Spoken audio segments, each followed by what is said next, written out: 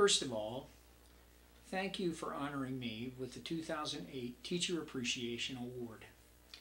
I am humbled by this and grateful to you all for this. I will consider it one of the best awards that I have received in my career. What can I say to you this evening? I guess that I will start with my own situation. As you may or may not know, I have had to fight a particularly nasty type of cancer this past school year.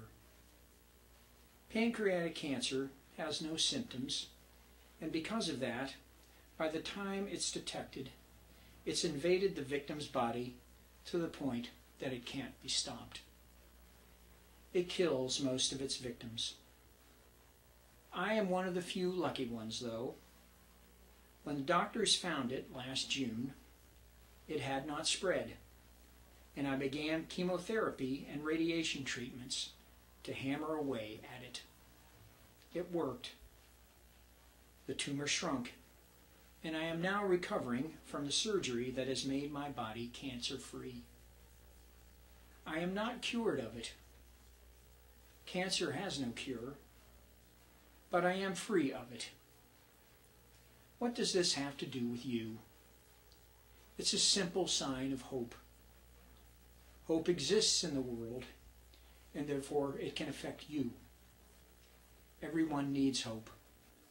Many people much wiser than I have said that hope is maybe the greatest thing in the world, maybe even greater than love. I don't know. I only ask this of you. Please know that it does exist. It is worth your time to consider and use it in your daily lives. With it, you can make the world a better place. It can make you a better person.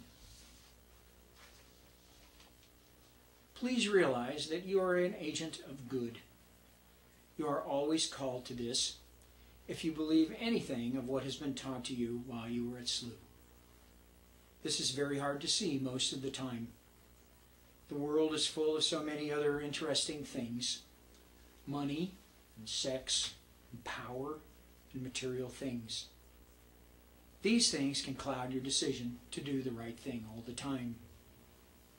How can I help you see this?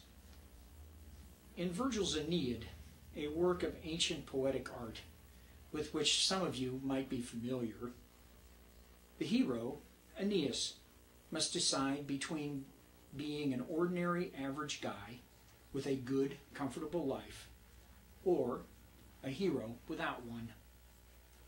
This ordinary life is actually much more than that.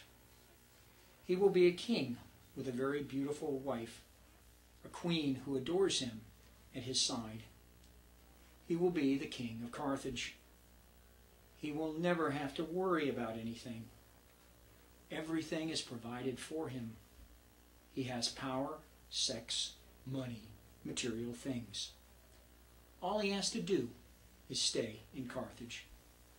And he truly does want to stay, but he chooses otherwise. Why? In a moment of lucidity, he realizes that the future of the world really does, in a way, depend on him. He is more than just a guy going through time. His choice will allow others to live and prosper under the empire of Rome, a thing that Aeneas himself will help get started, but will actually never see himself.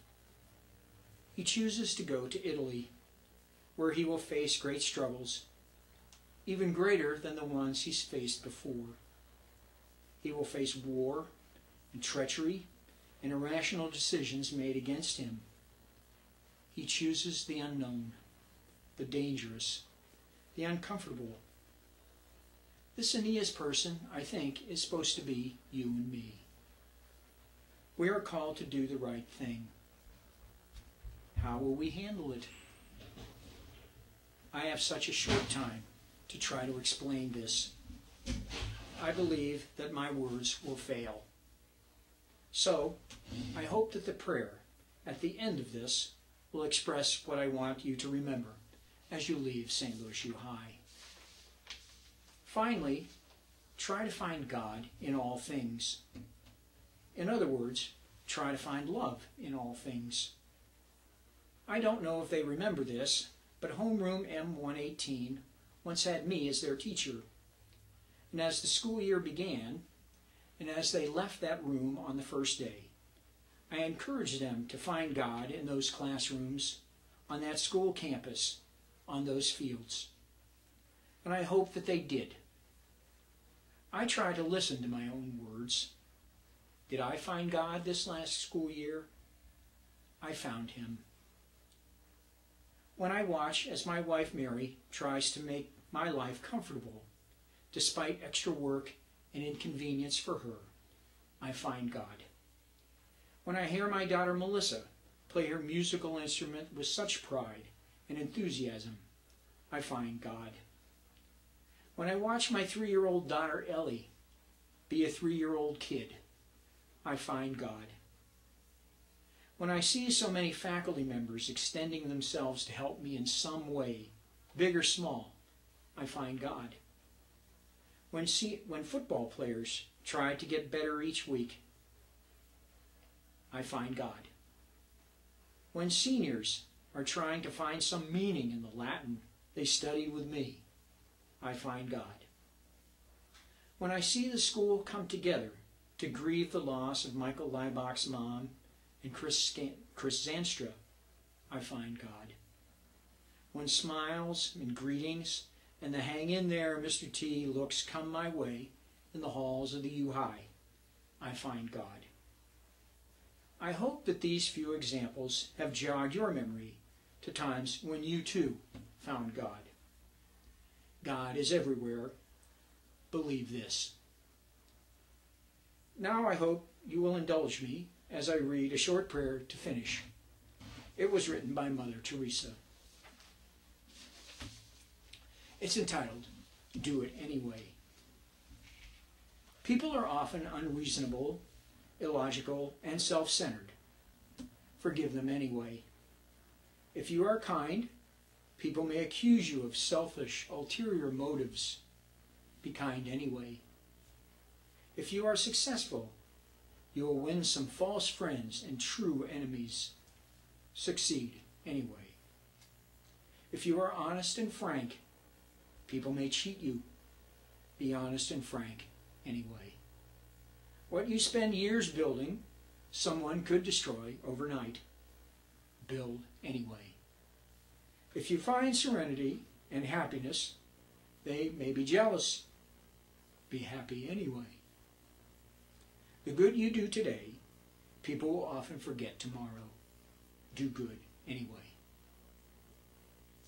Give the world the best you have, and it may never be enough, but give the world the best you have anyway. You see, in the final analysis, it is between you and God. It was never between you and them anyway. And in closing, I wish each and every one of you a life of great meaning. God bless you, and thank you.